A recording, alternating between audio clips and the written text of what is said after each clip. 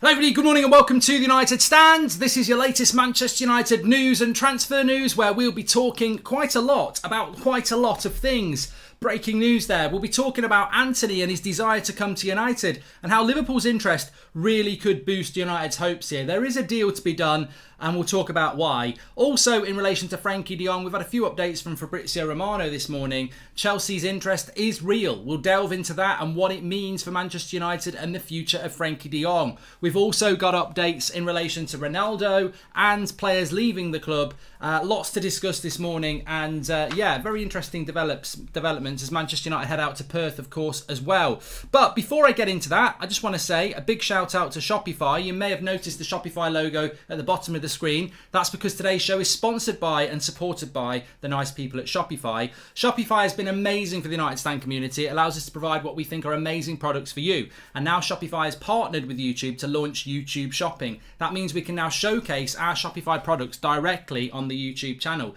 Look below now and you'll probably see the top for this top that I'm wearing for sale, or in the live chat I've pinned a different top as well. It's product placement at its finest. And if you're an inspiring entrepreneur, Shopify is super simple to use. I've got no experience on selling anything online, so if I can do it, anyone can.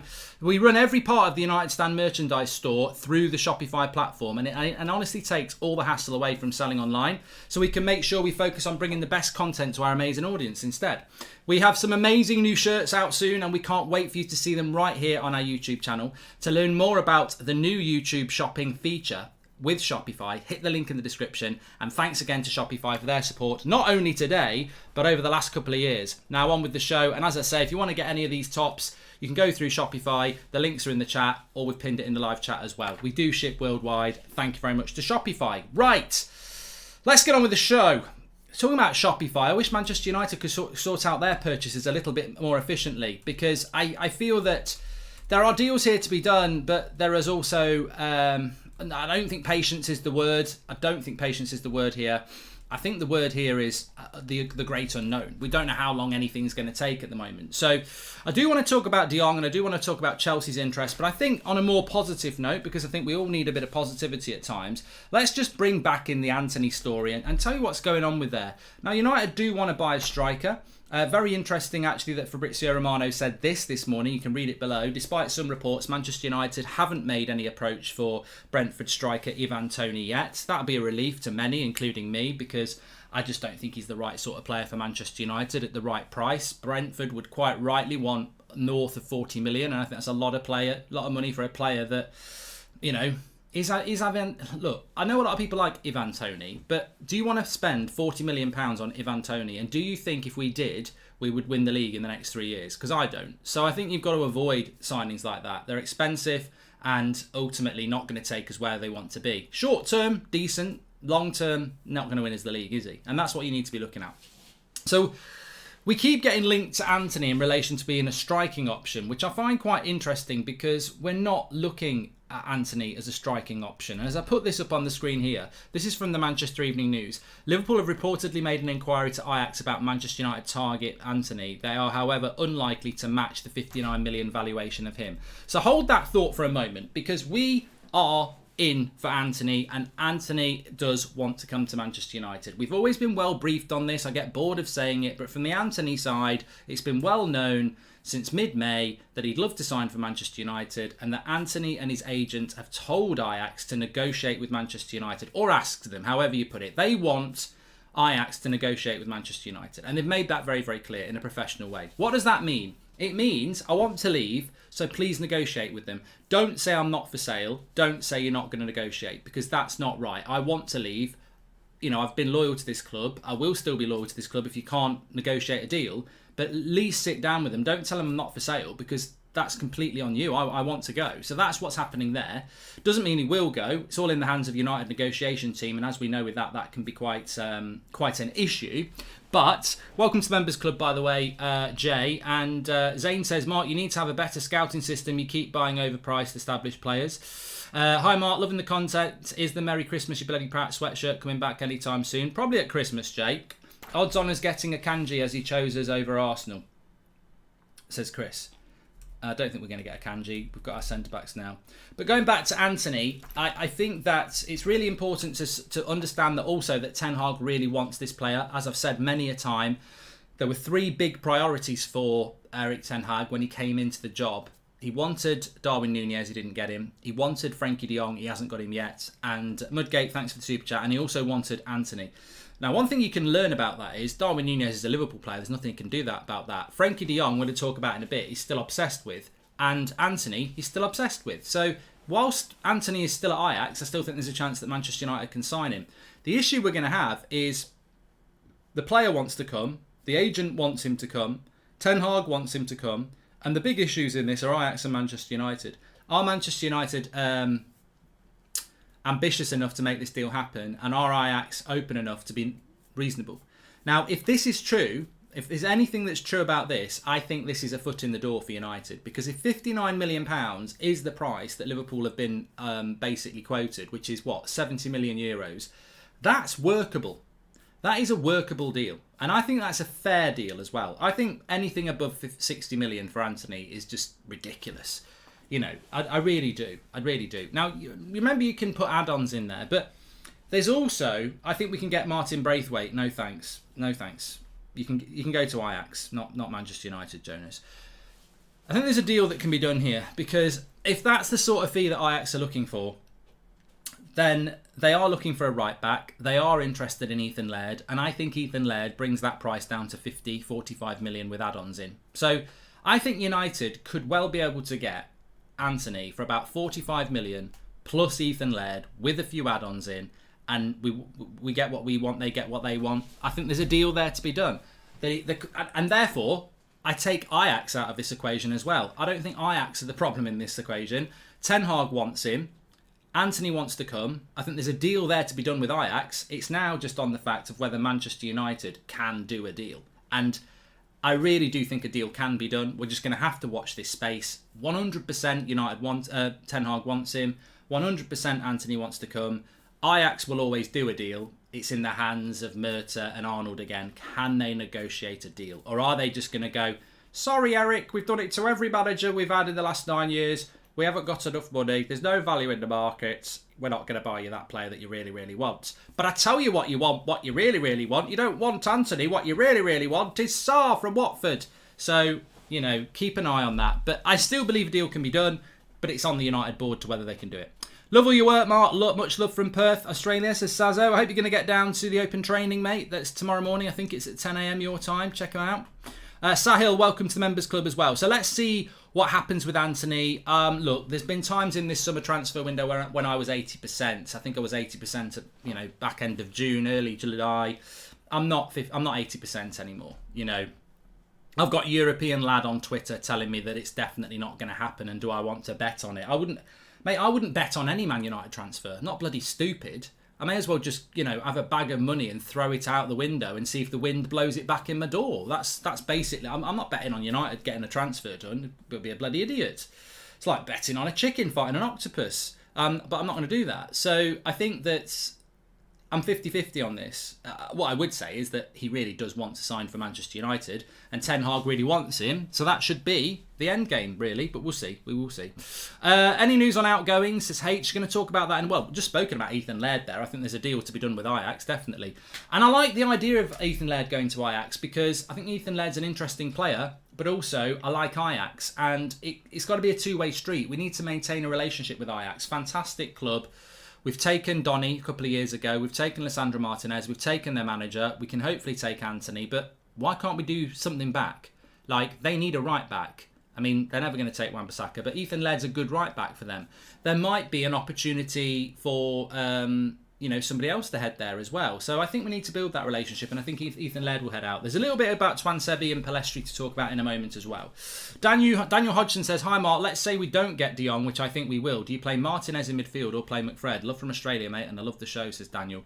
I don't think that Erik Ten Hag is going to go, I didn't get Frankie de Jong, let's put Martinez in the midfield, because he completely messes up his plan of what he wants to do with the left side of centre-back. He wants Lisandro Martinez to play left-sided centre-back. If you watch the game back yesterday, which I did this morning, Malacia has to come back a lot And Delo has to come back a lot to support Maguire and Lindelof. That's because of a lack of pace. If you put Lisandro Martinez in there, Malacia won't come back as much because he knows Lisandro Martinez knows what he's doing. Lindelof got basically supported a hell of a lot by Malacia yesterday. Amazing shift from both fullbacks.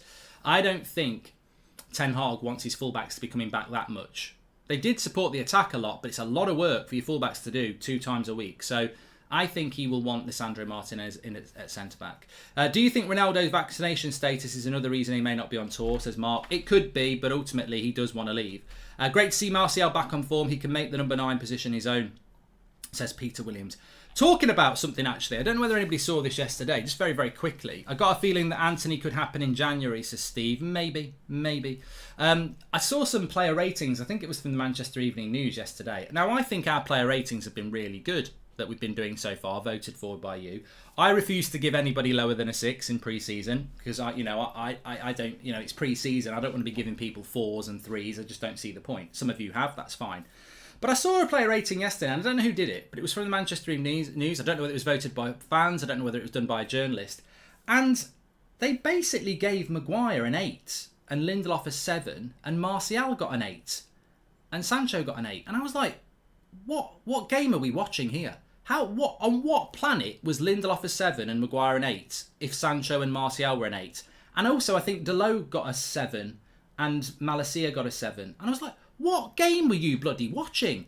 Look, Maguire and Lindelof did okay yesterday, but they had a cigar on. Like, they never, De Gea had a cigar on as well. They never got tested. That was an easy game as a centre-back yesterday.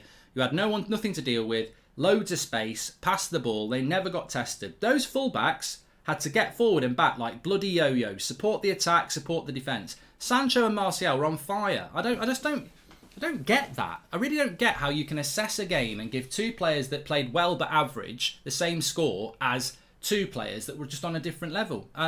Crazy. The PR's doing good. The PR's doing good.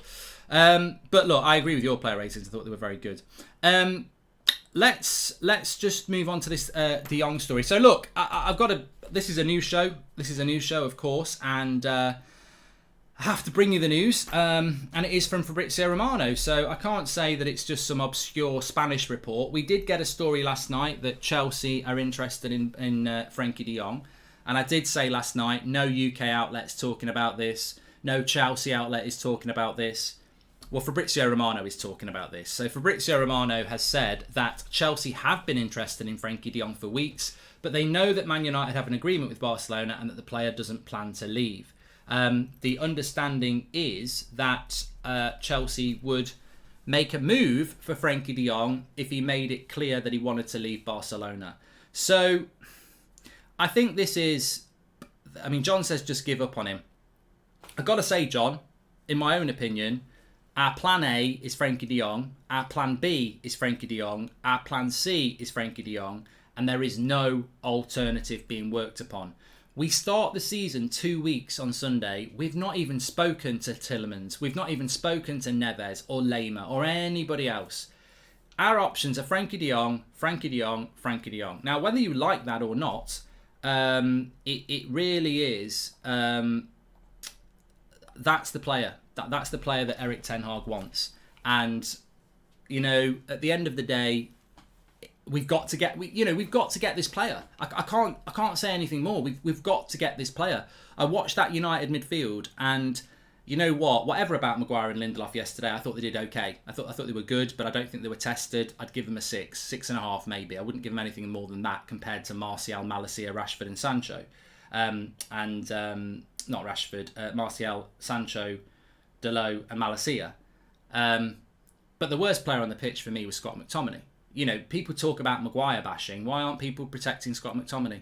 Why isn't he getting an article written on him? Why is he not be given 8 out of 10? Because the one player in that team that gets bashed more than anybody is Scott McTominay. And, we can all pretend it's Maguire or Lindelof or Rashford or Bruno, but it's not. McTominay consistently gets pelters all the time.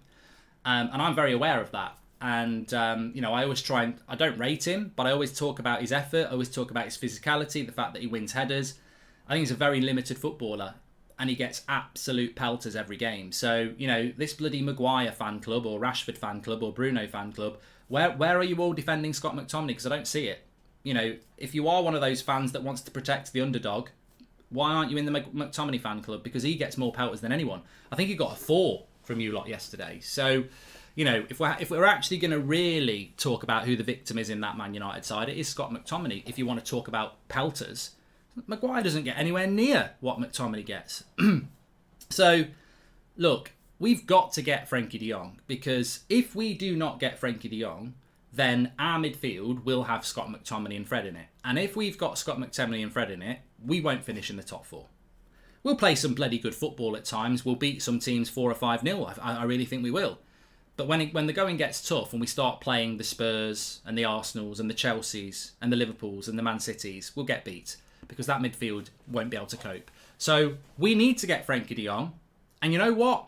We need to get Frankie de Jong, because United have not got a plan B, and they have not got a plan C, and they have not got a plan D.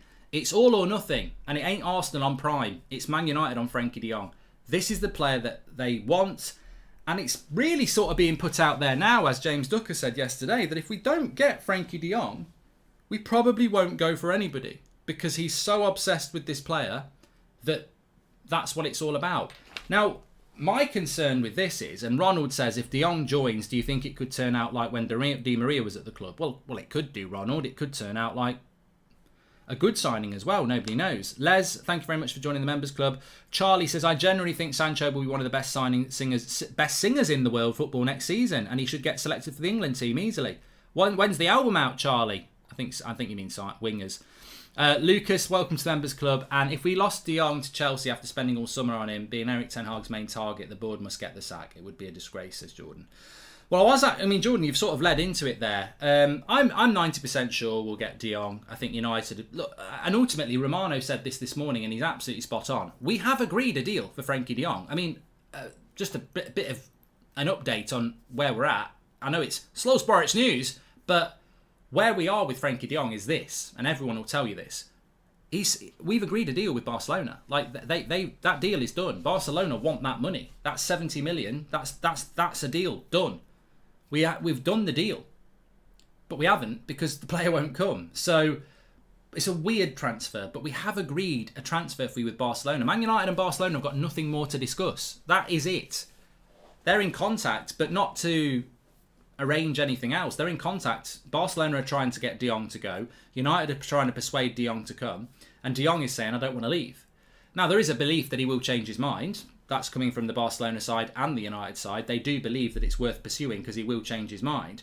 But, I mean, the worst case scenario in this, and you know, it is one to be fearful of when Fabrizio is saying this, the worst case scenario is, you know, Frankie de Jong's got bloody WhatsApp, so have Chelsea, little message to his agent, look, is it just because he doesn't want to leave Barcelona, or is it just because he doesn't want to come to Manchester United? Because if it's just because he doesn't want to come to Manchester United, we're in the Champions League, we'll pay you the same money, come to us, deal done. And then we're really stupid. If he stays at Barcelona, that's stupid on United's part. It really is. If he leaves Barcelona to go to Chelsea, that is apocalypse stupid. That is annihilation stupid. That is the ultimate banter if that happens. That can't happen. Not, you know, Chelsea fans will take the piss out of us as United fans, but it's nothing to do with us. For United, for Richard Arnold, for the Glazers, for John Murtagh, and even for Ten Hag a bit, that would be ridiculous. Absolutely ridiculous. You know what that would be like? That would be like, you know, you see your dream girl or boy in a bar, right? You pluck up the courage to talk to them. They're a bit standoffish. You buy them a drink.